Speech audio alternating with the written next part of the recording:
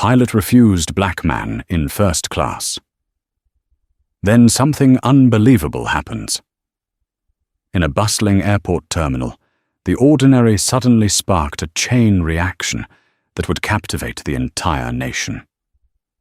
An unassuming black man, an overworked pilot, and a first-class seat became the ingredients of a controversy so explosive that it shook the aviation industry to its core.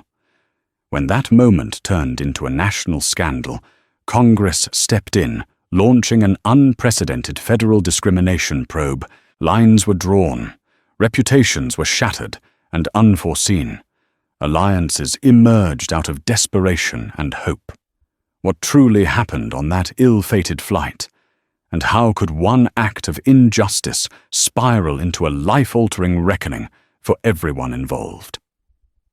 The day began like any other for Jackson Whitfield. He clutched his worn leather satchel, meticulously organized with work documents, and the paperback novel he never seemed to finish.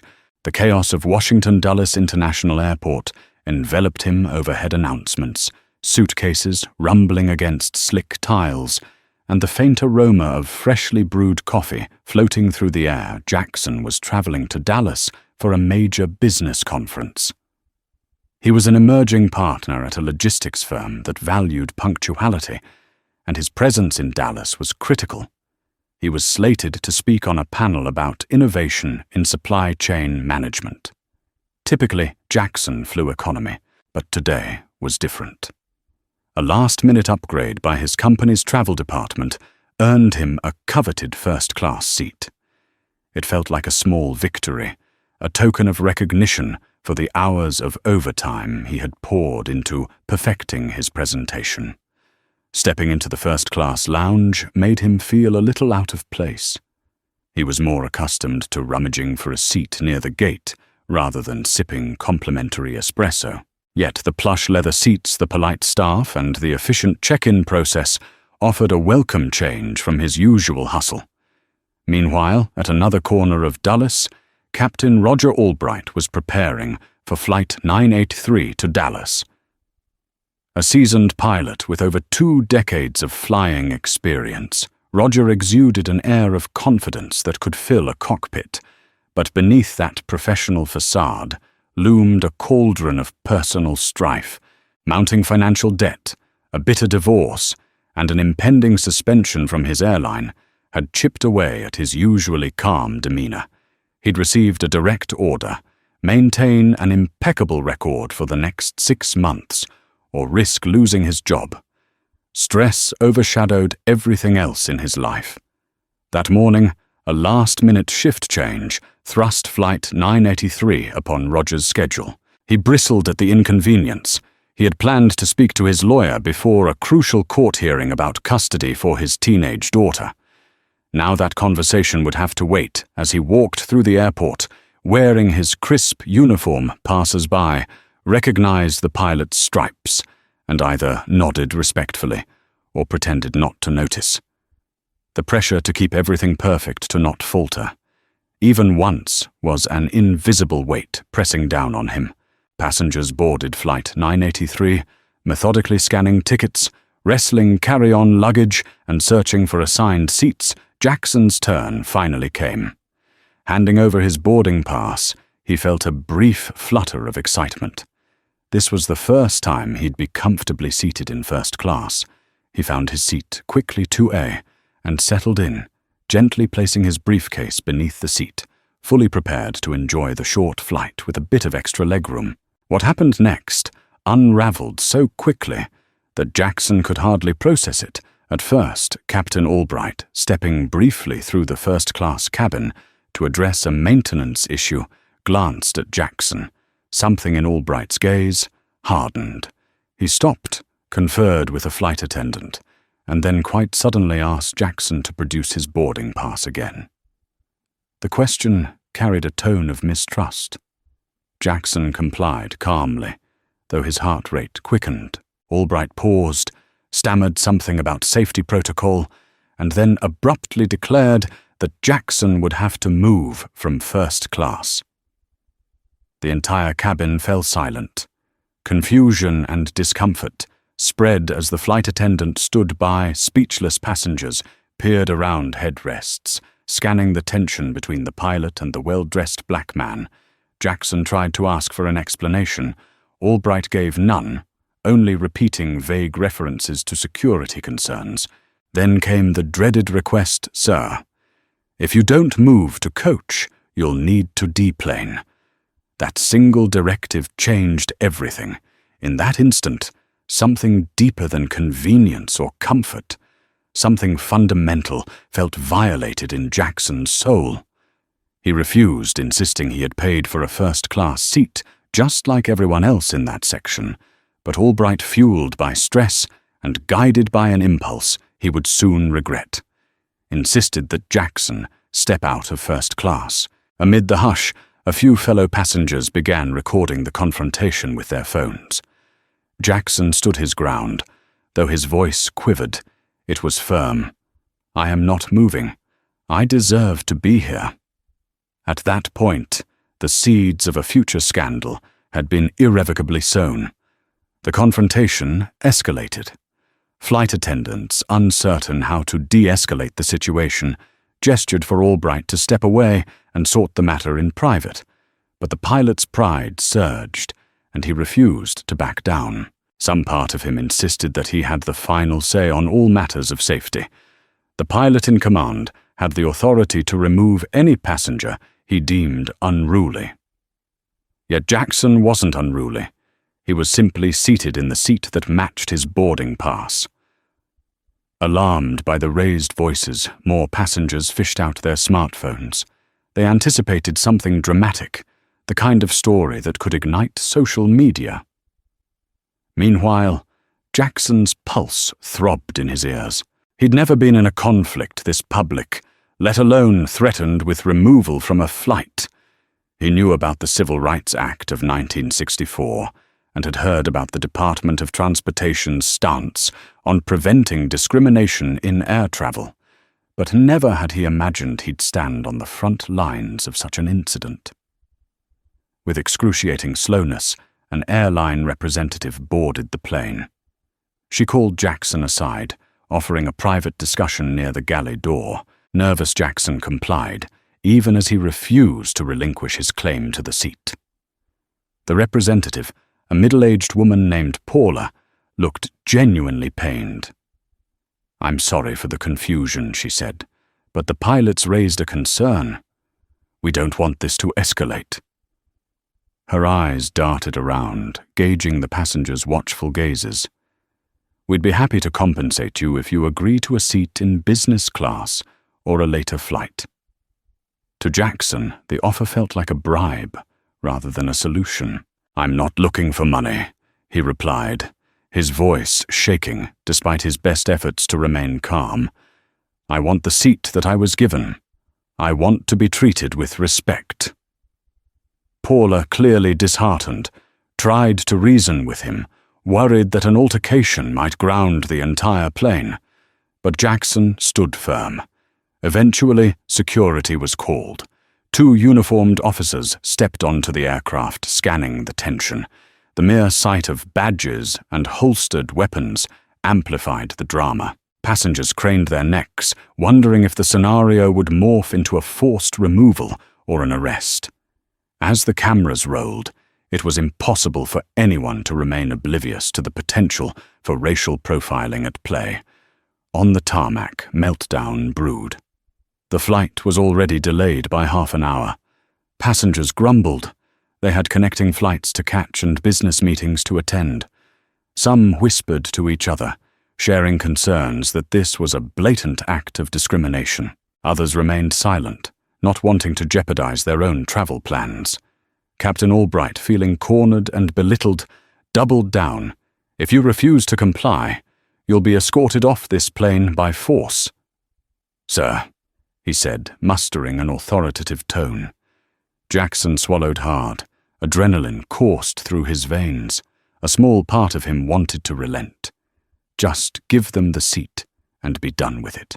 But there was another part, a part that recalled the humiliations his father had endured, growing up in the South, that couldn't let this go.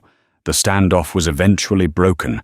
by the airline representative's frantic phone call to higher-ups at corporate headquarters.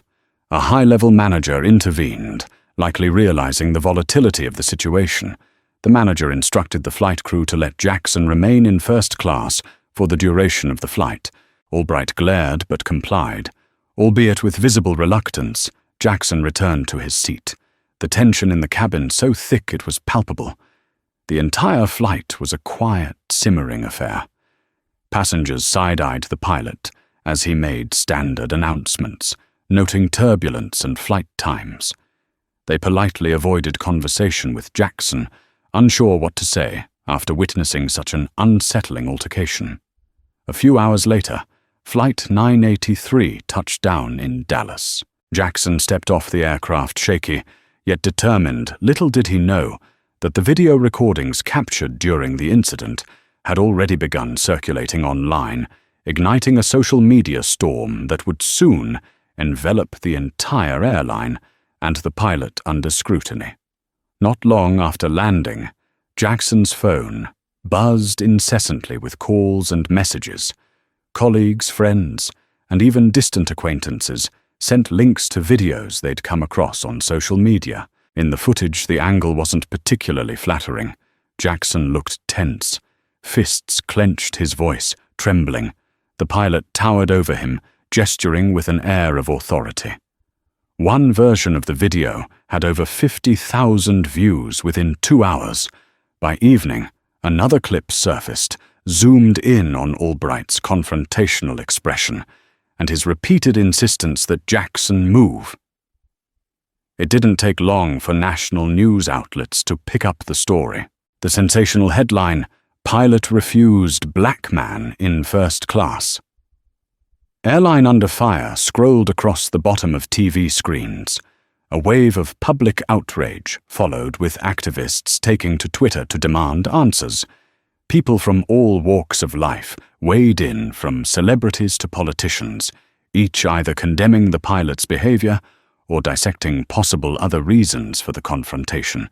The airline's PR department scrambled to issue a carefully worded statement acknowledging the incident and promising an investigation. Meanwhile, Jackson found himself thrust into the public eye. Reporters showed up unannounced at his hotel lobby, seeking interviews. His work conference took a surreal turn. Instead of focusing on supply chain management, he was fielding questions about his experience on Flight 983. Some colleagues advised him to capitalize on the attention and build a personal brand as a social justice advocate. Others suggested lying low and avoiding further publicity. But Jackson felt conflicted. He hadn't asked for any of this. His only intention had been to attend a conference in comfort and peace. Captain Albright retreated, trying to avoid the media frenzy. He was certain he'd face disciplinary action. While the airline had not yet publicly named him, internet sleuths were quick to uncover his identity.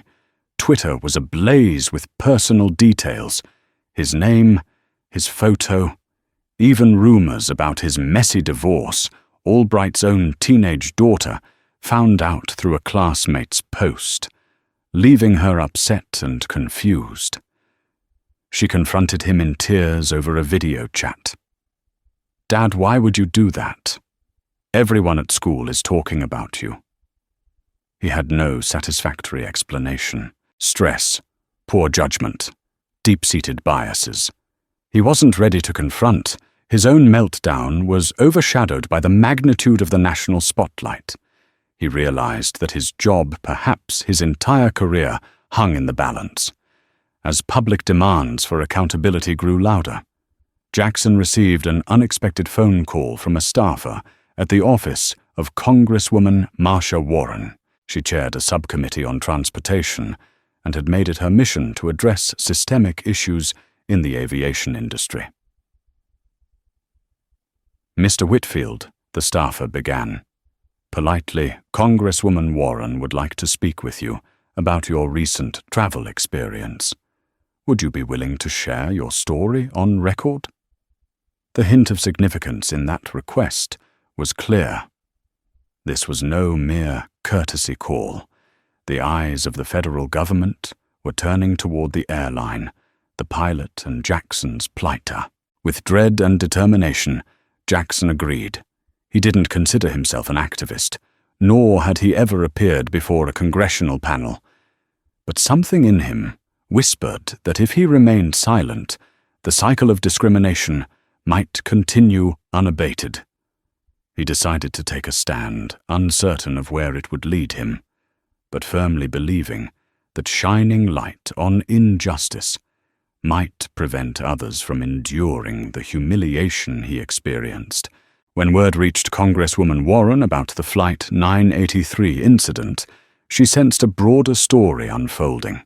Aviation complaints about racial profiling were not new. Her office had received a handful of them over the years. They ranged from passengers being singled out during boarding to being asked to move seats for no apparent reason. But the stark clarity of Jackson Whitfield's confrontation with the pilot, explicitly singling him out, was different. The internet had seen it, and now the world was demanding action. In Washington, D.C., the House Committee on Transportation and Infrastructure began preparing inquiries. Staffers drafted letters to the airline's corporate office requesting internal memos, communication logs, and specific details about Captain Albright's employment history and training. They wanted to see if there were patterns had there been other complaints about Albright's conduct, especially with regard to passengers of color. Public sentiment continued to swell, prompting calls for a federal discrimination probe. The Department of Transportation got involved, coordinating with the Civil Rights Division of the Department of Justice, DOJ. While these agencies had launched investigations into airlines before, particularly for issues like hidden fees, deceptive advertising, or safety violations, a full-blown discrimination inquiry was less common. The stakes were high, and the scrutiny intense. For Jackson, the prospect of testifying before a congressional subcommittee was overwhelming. He was well-spoken, but not used to being the face of such a high-profile cause. His attorney, a sharp and empathetic woman named Angela Boyd, guided him through a whirlwind of legal considerations.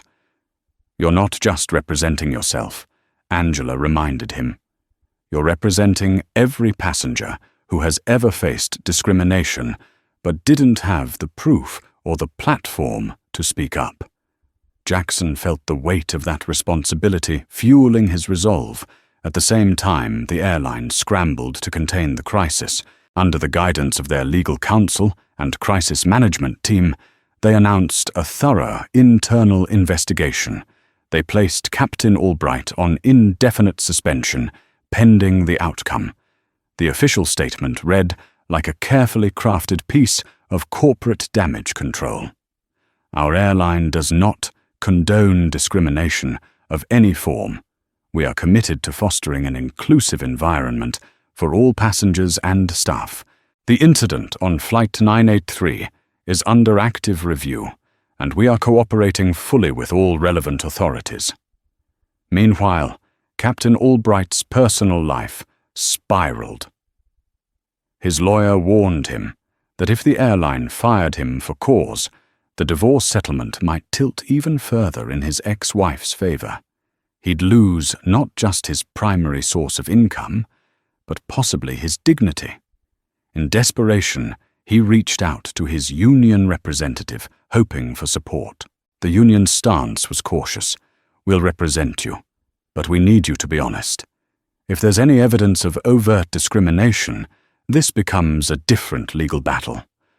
Albright seethed, feeling abandoned and misunderstood. His pride refused to recognize he might have crossed a line that day on the plane. In the corridors of Capitol Hill, staffers worked overtime, preparing the framework for the hearing. The subcommittee planned to call witnesses, passengers from Flight 983, airline executives, aviation law experts, and even civil rights scholars. The question at hand was about systemic bias in the aviation industry, but also about how airline policies might enable it. As the date of the congressional hearing loomed, media coverage became relentless. Every evening, news broadcast recapped the video, replaying the moment Albright demanded Jackson move to coach. Political pundits debated about racial undertones and the need for policy reform. All of this left Jackson little time to process his own emotions. In quiet moments, he felt sorrow and anger. Sorrow for how quickly a harmless trip had turned into a national controversy, and anger at the brazen disrespect he endured. But he also felt an undercurrent of hope. Maybe real change could come from his ordeal. Maybe the next time someone like him boarded a plane, they wouldn't have to worry about being singled out. Based on the color of their skin, Captain Roger Albright had always prided himself on his flawless flight record. Decades in the cockpit had earned him a reputation as a reliable, if somewhat aloof, pilot. He never sought the spotlight. He preferred a quiet life, collecting model airplanes and reading books on aviation history in his spare time. But the events on Flight 983 catapulted him into an unwanted infamy. Suspended and under investigation, Albright found each day more isolating than the last. He fielded calls from family members, many concerned, some chastising him. His elderly mother, living in a retirement community in Florida, couldn't fully grasp the gravity of the situation, but sensed her son was in trouble. "Roger, dear, are you okay?" she asked. Her gentle tone chipped away at the wall of defensiveness he'd built. He spent hours replaying the fateful moment in his mind. Was it really about race, or did he just see a passenger who looked suspicious? The truth was elusive even to himself. He remembered feeling an inexplicable bolt of anxiety upon seeing Jackson in first class, as if something was out of place. Had the weight of his own personal crises, debt divorce, fear of job loss, colored his perception so much that he projected blame onto an innocent passenger? His lawyer, assigned by the pilots' union, advised him to remain silent publicly. No statements to the press, no interviews. Yet he felt a growing compulsion to explain himself, to recast the narrative. He dreaded that his entire career would be reduced to this single act, but every time he considered going on television to set the record straight, he recalled the unflinching camera lens that had captured him. The footage spoke volumes, overshadowing any excuses he might muster. Desperate for a lifeline, Albright reached out to a friend who worked in crisis PR. The advice was blunt. It might be best to settle privately with Mr. Whitfield, or at least apologize publicly to mitigate the damage. The notion of apologizing publicly tied Albright's stomach in knots. He rationalized that the situation wasn't entirely his fault. The airline had training protocols for suspicious behavior after all. But deep down, he sensed that the reasons behind his actions went beyond standard procedure. As the days crawled forward, the gravity of the federal discrimination probe sank in. Investigators from the Department of Transportation began interviewing staff from Flight 983, from gate agents to baggage handlers. Some flight attendants admitted under oath that they had seen Albright treat certain passengers harshly in the past, though they couldn't definitively say if it was racially motivated. A pattern of subtle aggression emerged, painting Albright in a less than charitable light. Albright's own daughter refused to speak to him. After witnessing the social media backlash, high school classmates had bombarded her with questions and commentary, labeling her father as racist. She sent Albright a single text, "I don't know who you are anymore," that pierced him more deeply than any official inquiry could. He realized he was on the brink of losing everything that mattered to him: his career, his reputation, and most of all, his child's respect. In this grim limbo, Albright recognized a possibility he had never seriously considered. Redemption might only come from owning up to his mistake. Yet doing so would mean confronting the darkest parts of himself, the unconscious biases he had never acknowledged. As the hearing date approached, he wrestled with what he would say if summoned to testify. Would he double down and cling to a narrative of just following protocol, or would he stand before Congress and the nation and confess his missteps? With the congressional hearing drawing near, Jackson Whitfield found himself engaged in intense preparation. Angela Boyd, his attorney, demanded multiple rehearsals of his testimony. She drilled him on potential questions, simulating the high-pressure environment of a Capitol Hill hearing. Stick to what happened. She advised, don't embellish and don't downplay. Just the facts delivered with clarity. Jackson nodded, though knots twisted in his stomach. Speaking before lawmakers and the public was daunting. The weight of representing the disenfranchised made his nerves all the heavier. Despite the tension, Jackson clung to a sense of purpose. He didn't want his ordeal to be just another viral moment that blew over in a week. He wanted to see substantive changes in airline policies, mandatory racial sensitivity, training, improved oversight, and robust procedures that protected passengers from discrimination. Maybe this hearing would be the catalyst for those changes. Still, every time he considered how a single flight had upheaved his entire life, he felt both fear and resolve. Meanwhile, activists in Washington rallied around Jackson's cause. Civil rights organizations like the NAACP and the National Urban League expressed support, offering statements and even resources for legal counsel if needed. Some activists planned to stage peaceful demonstrations outside the Capitol on the day of the hearing. They wanted the aviation industry and the entire country to understand that this incident transcended Jackson's personal story. It tapped into a broader pattern of subtle, often unspoken inequalities that many black travelers faced. On the airline's side, a fleet of lawyers convened. They strategized how to protect the company's brand and minimize liability. One approach was to place the blame squarely on Albright, painting him as a rogue employee acting outside company policy. The corporate heads quietly hoped to settle out of court if Jackson ever pursued a civil suit. However, the congressional subcommittee demanded more than vague gestures. They wanted policy reforms, accountability, and evidence of systemic changes. Captain Albright, too, was preparing for what felt like a war. His union's legal team laid out possible defenses. They could argue that Albright believed Jackson posed a safety risk, that the pilot had final authority in the interest of security. But the attorneys warned that this argument would crumble if cross-examination revealed underlying bias or insufficient reasoning. Albright grew more agitated. The looming hearing became a specter haunting him. He struggled with nightmares in which he sat at a witness table before cameras and microphones, barely able to speak, as a panel of stern-faced representatives demanded the truth.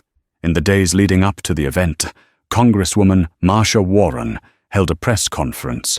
She cited the Civil Rights Act and sections of the Federal Aviation Administration FAA guidelines that prohibit discriminatory behavior.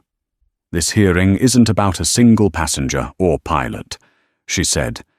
It's about ensuring our skies are safe and welcoming for all Americans, regardless of race, creed, or background. Public support for the hearing ballooned. News outlets called it a watershed moment in the fight against racial discrimination in transportation. On the eve of the hearing, Jackson retreated to his hotel room in D.C. He tried to relax, but each time he closed his eyes, he envisioned cameras flashing and journalists shouting questions.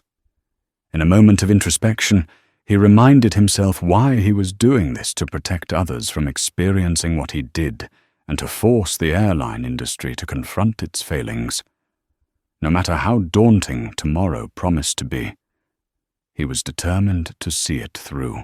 Dressed in a crisp navy suit, Jackson Whitfield arrived at the Rayburn House office building hours before the hearing. Despite the early hour, camera crews were already assembled. Reporters hustled to secure prime spots for filming. Activists held signs outside, proclaiming, "No room for racism in the skies," and "We stand with Jackson." A mixture of anticipation and tension hung in the air. Inside, Angela Boyd led Jackson through security and into a waiting room. The ambience crackled with political gravity. Congressional staffers shuffled by with binders and reams of paperwork. Jackson's heart thumped. He tried to steady his breathing, recalling Angela's mantra. "Tell your truth and trust that facts speak louder than fear." Across the hall, Captain Albright sat with his lawyer going over last-minute notes. His usually self-assured demeanor had eroded. The circles under his eyes testified to restless nights. Every so often he peered through the glass walls, glimpsing the throng of onlookers. He wondered if he'd end the day unemployed, reviled, or perhaps even indicted for civil rights violations. A wave of nausea surged through him. If time travel were possible, he would have reversed that fateful decision on Flight 983 in an instant. At 10 o'clock sharp, the subcommittee room filled. The dais at the front hosted the members of Congress, with Congresswoman Marsha Warren seated in the center. The press occupied every available seat, while more spectators stood at the back. Jackson recognized a few familiar faces from the flight, including a flight attendant he remembered seeing during the altercation. Congresswoman Warren rapped her gavel lightly. "This hearing of the House Subcommittee on Aviation and Transportation will come to order. We are here today to examine alleged discriminatory practices in the airline industry, highlighted by the recent events aboard Flight 983. She then introduced the subcommittee members, each offering a brief opening statement. First up, airline representatives testified, accompanied by their legal team. The corporate vice president in charge of customer relations described the company's existing diversity training, refuted claims of systematic discrimination, and tried to distance the airline from Albright's actions. "We want to reassure the committee and the public that we do not condone discriminatory behavior. We are committed to inclusivity in all aspects of our operation," she said. Her tone was measured, almost rehearsed. Next came Jackson's turn. He approached the witness table, was sworn in, and began his testimony. The room seemed to shrink as cameras zoomed in. He recounted the day's events in detail, the excitement over his upgraded seat, the pilot's sudden confrontation, the humiliating request to move. He explained how it felt to be singled out, the fear and anger that coursed through him. "I had never been so publicly disrespected," he said. "I wasn't asked to move because of policy. I was asked to move because of who I am and how I look." As he spoke, the hush in the room deepened. Some lawmakers took notes. Others maintained steady eye contact. Jackson recounted how the aftermath consumed his life, how he faced incessant media attention and was forced to take an unwelcome stand as a public figure. By the time he finished, a few sniffles could be heard among the audience. Congresswoman Warren offered a somber nod. "Thank you, Mr. Whitfield," she said, "for your courage and clarity. We appreciate your willingness to share your personal experience to shed light on this critical issue." Then it was Captain Albright's turn. His lawyer guided him through a statement that sounded meticulously crafted. He expressed regret for the incident, but stopped short of admitting explicit bias. "I made a judgment call based on the information I had at the moment," he said, his voice trembling despite the carefully prepared script. "My intention was never to discriminate, but to maintain what I believe to be safety on the plane." A wave of skepticism swept the chamber. One representative leaned forward. "Captain Albright, what information did you have that led you to single out Mr. Whitfield? He had a valid first-class ticket. He was compliant and polite. Why him? Albright faltered. He'd rehearsed an answer, but the reality of the question stripped him bare. I saw him and something felt off, he admitted, struggling to maintain composure. Maybe I was under stress. Maybe I saw him rummaging in his bag, and it alarmed me. I can't fully explain it. His voice quivered. The tension in the room was palpable. No one said it outright, but everyone knew Albright's feeling was grounded in prejudice. The rest of the hearing proceeded with pointed questions. Some lawmakers criticized the airline for lacking thorough training. Others lambasted the pilot's apparently baseless assumptions. In the end, Captain Albright's attempt to justify his actions fell painfully flat. By early afternoon, the hearing concluded. The subcommittee promised further investigation and formal recommendations to the Department of Transportation. Jackson stepped away from the witness table, shoulders heavy but head high. Albright retreated, looking hollow. Outside, the bright sunlight stung their eyes as they re-emerged into a sea of reporters, activists, and concerned citizens. One had found a voice through adversity, and the other had been forced to face his darkest failings. In the days following the hearing, the national conversation hit a fever pitch. News segments replayed Jackson Whitfield's steady testimony alongside Captain Albright's faltering defense. Social media flared with commentary. Some posts applauded Jackson's courage, others critiqued Albright, and a small minority defended the pilot, claiming the incident was blown out of proportion. Talk shows devoted entire episodes to analyzing the hearing, featuring legal experts who dissected possible outcomes of the federal probe. Could Albright be charged with a civil rights violation?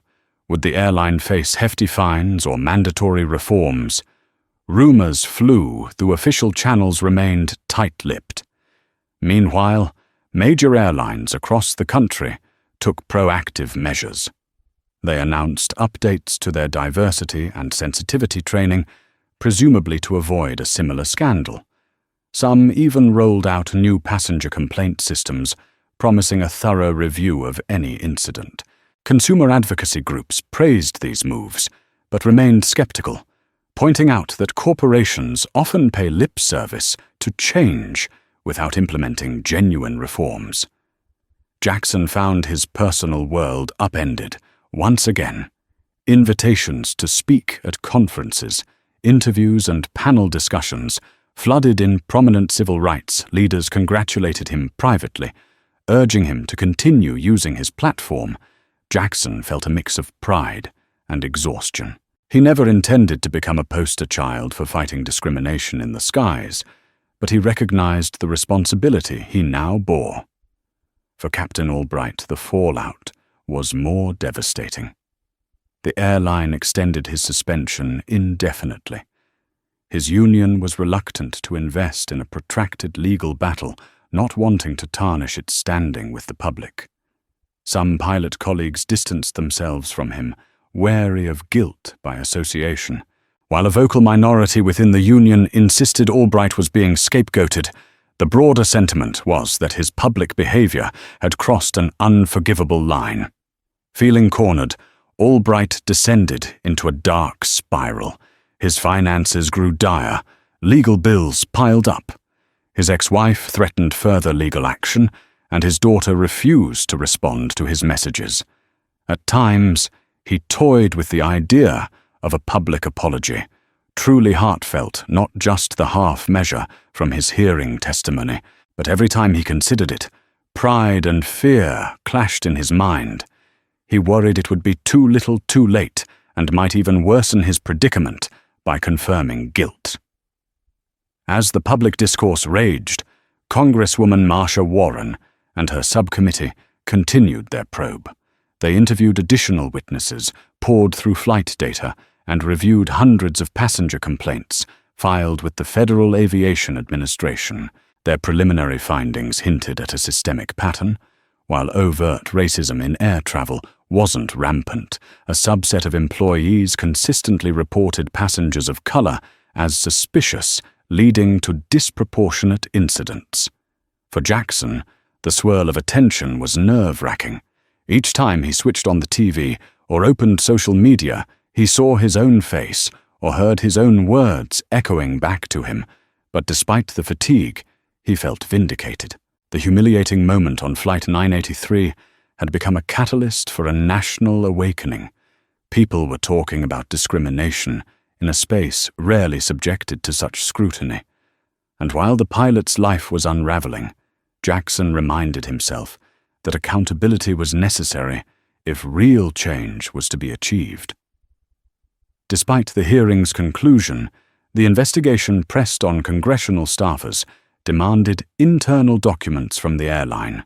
Thousands of pages of emails, memos, and training manuals poured in. Late one evening, a paralegal on the subcommittee staff stumbled upon something curious: a chain of emails involving Captain Albright and a mid-level manager about challenging passengers. The language was vague, referencing heightened caution with certain demographics. The paralegal's pulse quickened. This looked like a smoking gun, evidence of broader corporate complicity. Word of these emails reached the press, and the coverage intensified. While the airline insisted that the emails were taken out of context, public trust wavered further. A journalist at a leading newspaper published an exposé suggesting that corporate culture may have silently encouraged employees to be more suspicious of black passengers or passengers from certain backgrounds in the name of preventative security measures. The piece cited anonymous testimonials from flight attendants who recounted instructions to keep an eye on who's sitting where. Suddenly, the story was no longer just about Albright's one-time decision. It hinted at a systematic issue rooted in company culture, perhaps even an unofficial policy. The airline's stock price nosedived. Advertisers threatened to pull partnerships. The airline's executive leadership scrambled to contain the damage, announcing it would fully cooperate with the subcommittee and launch its own independent investigation. This development blindsided Jackson. Even as an outspoken critic of the pilot's actions, he hadn't fully considered the possibility of a deep-rooted bias within the airline. I assumed he was just a bad apple. Jackson confided to Angela Boyd during a late-night call, but if there's a whole orchard of them that's terrifying, Angela's response was measured. We'll see how the evidence unfolds. But it's becoming clearer that your experience might be the tip of the iceberg. In a surprising turn, Captain Albright's lawyer seized on this new information. If the airline had indeed cultivated a culture of profiling, Albright's defense could claim he was acting under implied directives. The blame might shift upward, offering Albright a new lease on salvaging his reputation and perhaps his career. But with that glimmer of hope came ethical questions. Was Albright truly just following some unwritten policy, or was this a convenient excuse to dodge personal responsibility? The subcommittee wasted no time. They sent a fresh round of subpoenas to airline executives, demanding to know who wrote or approved these suspect communications. They also summoned rank-and-file employees. Some testified in closed-door sessions, recounting staff meetings, where managers emphasized being extra vigilant about unfamiliar faces in first class, while no one explicitly said, "Watch black." Passengers, the dog whistles were evident in how these directives played out.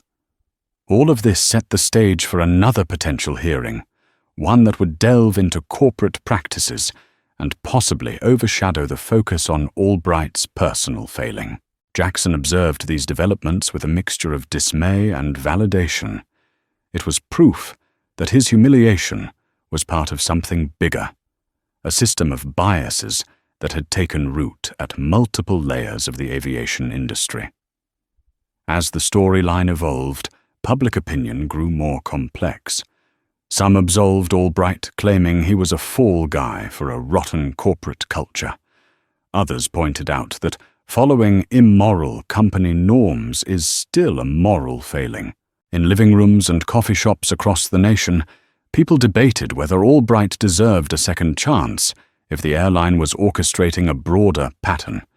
The swirling controversies signaled that the federal probe was far from over, and that the final outcome might carry consequences far beyond a single pilot or passenger.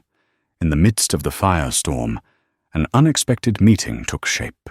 Jackson Whitfield received a discreet invitation to a private mediation session arranged by a senior negotiator from the Department of Transportation. The idea was to bring Jackson and Albright into a room without cameras, without the press, and see if any form of reconciliation or mutual understanding was possible. Such sessions weren't uncommon in high-profile disputes, especially ones that threatened to drag on in the public eye indefinitely. Jackson was reluctant at first. He harbored lingering anger toward Albright, the man who humiliated him in front of an entire plane. But Angela Boyd convinced him that attending might underscore his willingness to find a constructive resolution. Even if you don't forgive him, she said, you can demonstrate that this is about systemic change, not personal vengeance. On the chosen day, Jackson arrived at a nondescript federal office building in downtown D.C. Nervous energy coursed through him. He wondered how he would react upon seeing Albright face to face for the first time since the hearing. Stepping into a small conference room, he found Albright already seated. The pilot looked worn, as though he hadn't slept in days. The mediator, a middle-aged woman with a calm demeanor, gestured for Jackson to sit opposite him. For a few moments, awkward silence reigned. Then the mediator spoke. This session is confidential and voluntary. We're here to see if any form of understanding or agreement can be reached. Mr. Whitfield, Captain Albright, I encourage you to speak openly but respectfully. Jackson inhaled, recalling the fury he felt on that plane. Before he could say anything, Albright spoke first. I'm sorry, Mr. Whitfield, he began, voice low. I know that might not be enough. I've lost a lot because of what happened, but I recognize that you lost something too. Your dignity on that plane, your peace of mind. Emotion welled in Jackson's chest. He resisted the urge to lash out. Instead, he nodded slowly. I appreciate the apology, he said. But I need to know, why did you do it? Was there something I did? Or was it just the color of my skin? Albright's face contorted in pain. I don't know if I can fully explain it. I was going through a horrible time, my divorce, financial problems, and I had these corporate emails telling me to be on the lookout for suspicious behavior. When I saw you, I can't lie, there was something in the back of my mind, a bias I never realized I had. I'm not proud of it, Jackson swallowed. Hearing Albright openly admit unconscious, bias felt both validating and infuriating. So I had to be humiliated for you to realize that, he asked, voice trembling. I get that you have personal issues, but you used me as your scapegoat. Tears formed at the edges of Albright's eyes. I did, he admitted. I don't expect you to forgive me. But I need you to know, I never intended for things to get so ugly.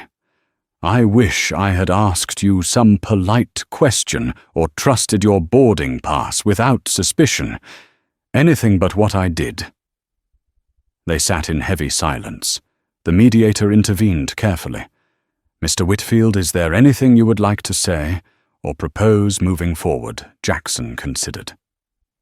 He felt no urge to absolve Albright completely, but he also saw a broken man across the table, one whose life was in tatters. I don't know if I can forgive you fully, Jackson said, voice thick with emotion. But I acknowledge your apology. I think the bigger issue is the system that let you think this was okay. That's what I really want to change. A sense of relief mingled with sadness in the room. Albright nodded. You're right. And I pledge to do what I can to help fix it, if I can salvage any part of my career or influence.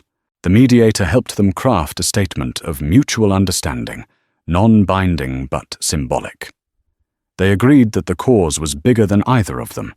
They parted without shaking hands, but there was an unspoken recognition that they'd taken a step, however small, toward bridging a chasm that had upended both their lives. Even as the possibility for reconciliation emerged, harsh realities loomed. Captain Albright's personal life had become a battlefield. His divorce proceedings took an abrupt turn when his ex-wife introduced news clippings of his hearing as evidence of character issues. The judge, already unimpressed by Albright's erratic behavior, granted full custody to his ex-wife. Albright's visitation rights shrank subject to strict supervision. The ruling blindsided him, leaving him embittered and desperate.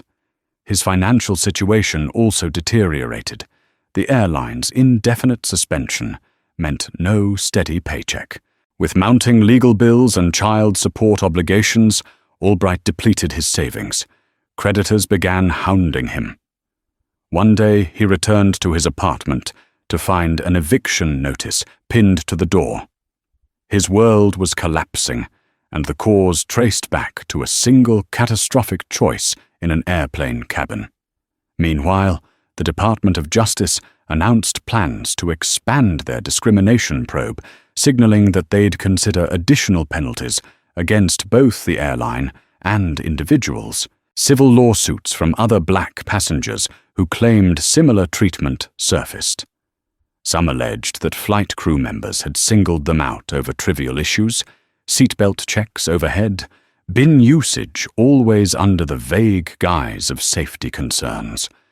The pilots' union distanced itself, worried about negative publicity. For Jackson, hard karma manifested in different ways. Though the viral incident brought him a platform, it also brought incessant scrutiny. Critics on social media accused him of seeking fame or a large settlement. Conspiracy theories suggested Jackson had staged the event for attention. Some anonymous trolls sent hateful messages peppered with slurs. He tried to ignore them, but the harassment eroded his sense of security. As the swirl of chaos enveloped them both, it became evident that this was more than an isolated standoff.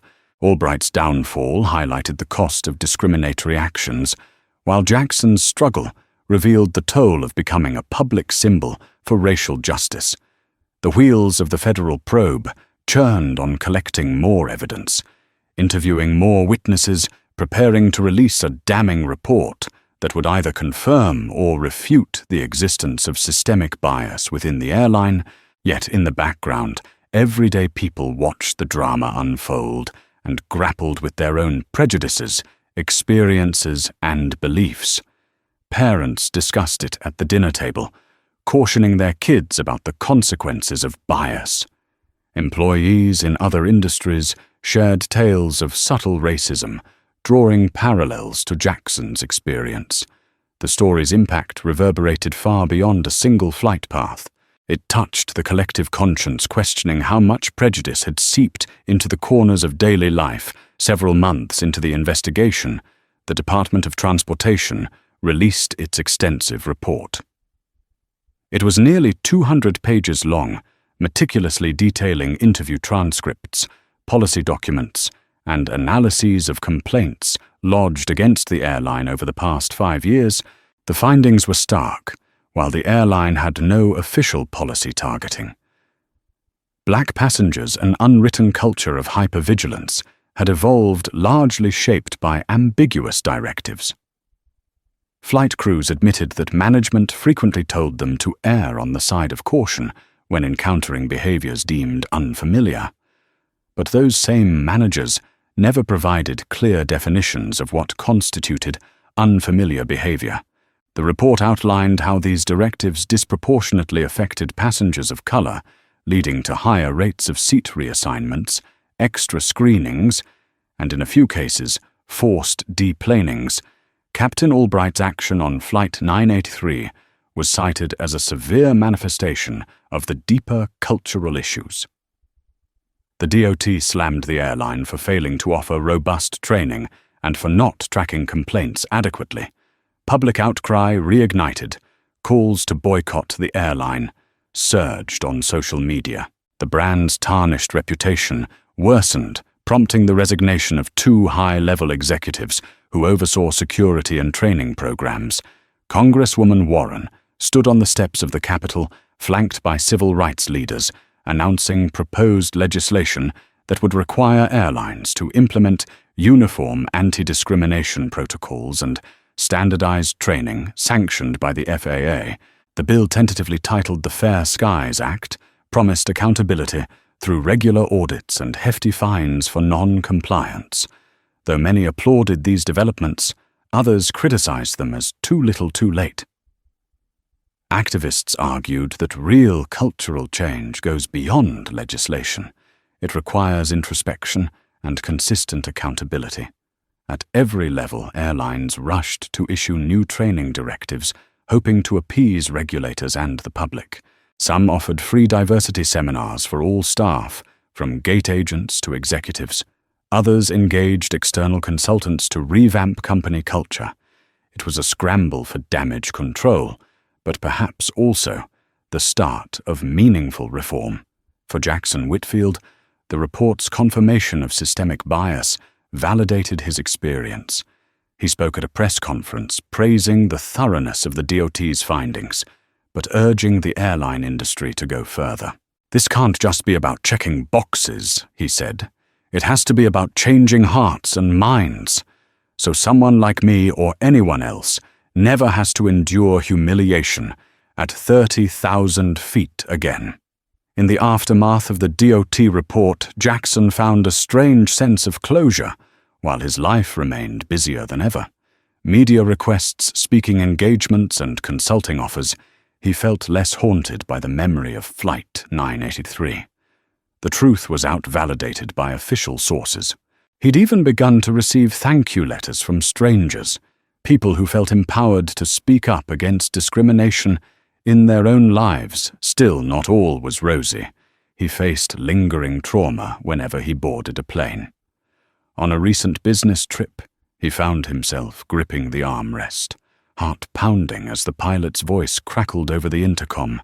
In that moment, he flashed back to Albright's accusatory tone. It would take time and perhaps therapy to fully heal. Captain Albright, meanwhile, faced his own reckoning.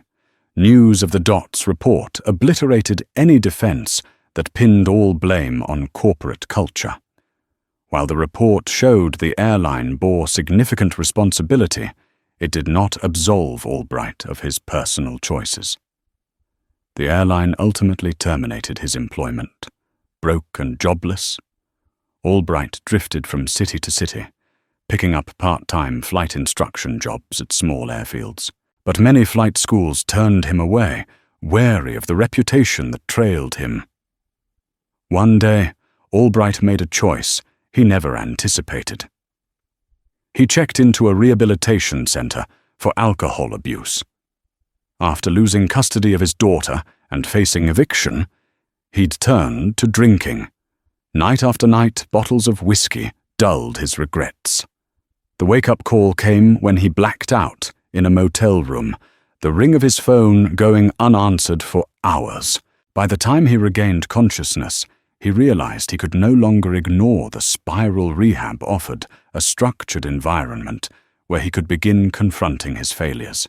He spoke in therapy sessions about internalizing stress and the harm of unacknowledged biases. He practiced writing an honest apology to Jackson, one that didn't hide behind corporate culture or personal hardship. Though he never mustered the courage to send it, the act of writing gave him some clarity. He realized that redemption, if possible, would start with sincere self-awareness. As national focus shifted to broader airline reforms, the pilot and the passenger who ignited the debate took separate paths, each wrestling with the outcomes of that fateful encounter.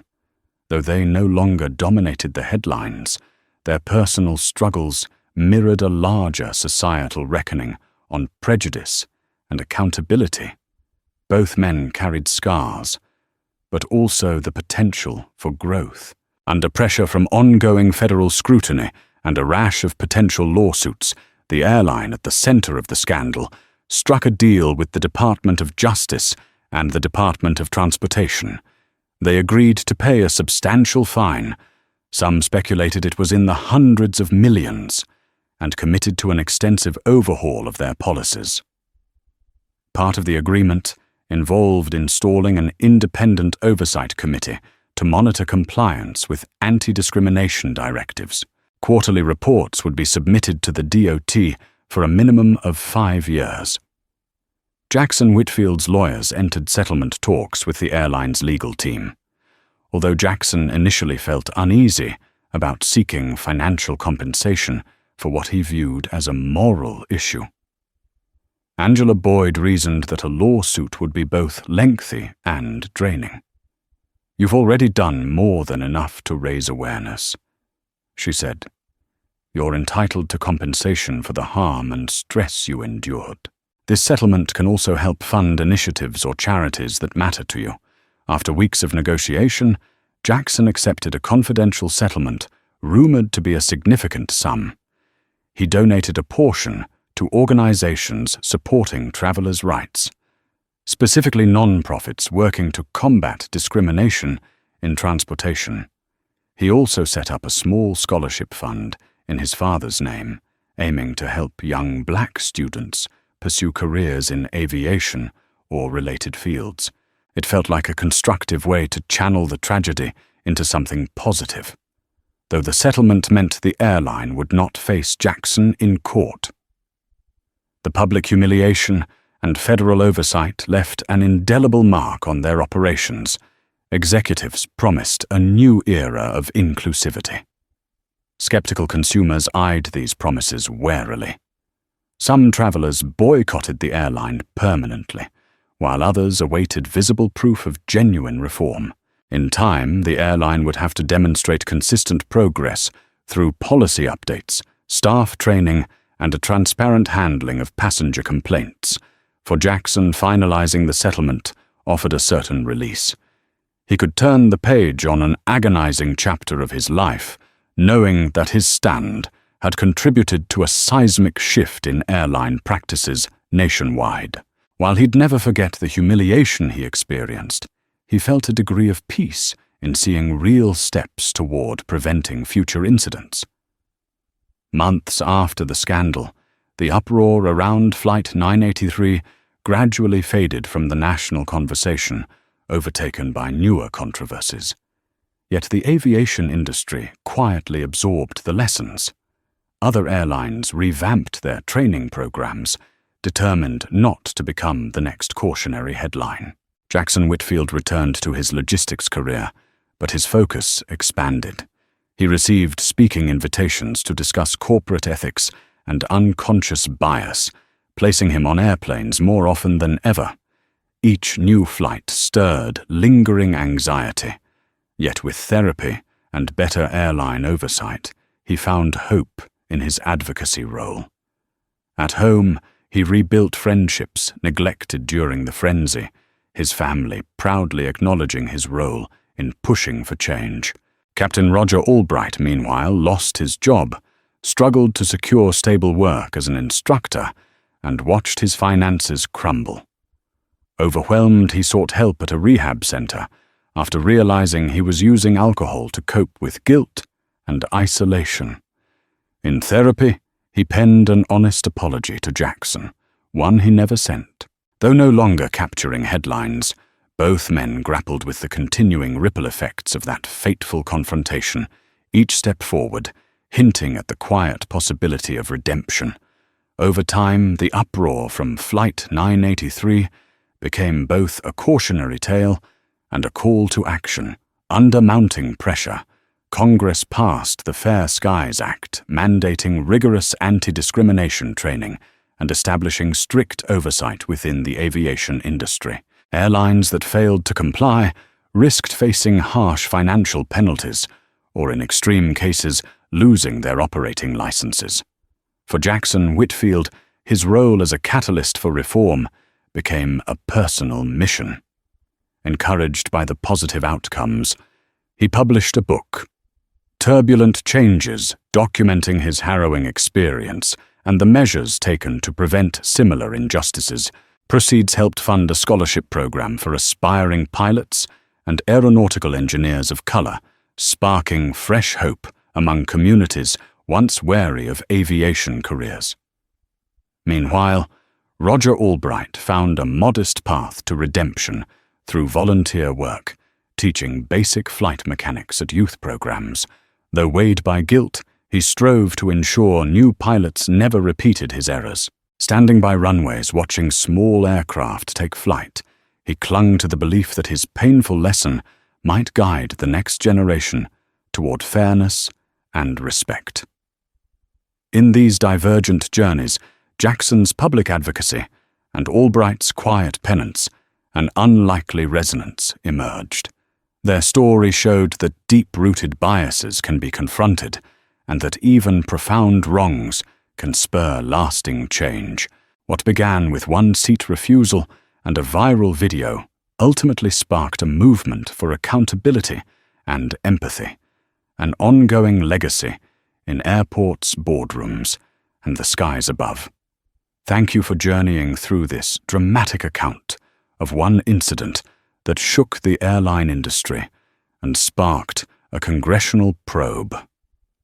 Jackson Whitfield's courage, Captain Roger Albright's reckoning, and the far-reaching reforms serve as a reminder that our choices, good or bad, echo far beyond a single moment. We witness how one tense confrontation can illuminate deep-seated biases, yet also inspire meaningful, lasting change. If you found this story compelling, please remember to like, share, and subscribe to this channel. Your support helps us bring more narratives to life stories of perseverance, redemption, and the resilience of the human spirit. Let's keep conversations like this alive, keep pushing for fairness and equity, and keep flying toward a brighter horizon. Thank you for watching, and we'll see you in the next video.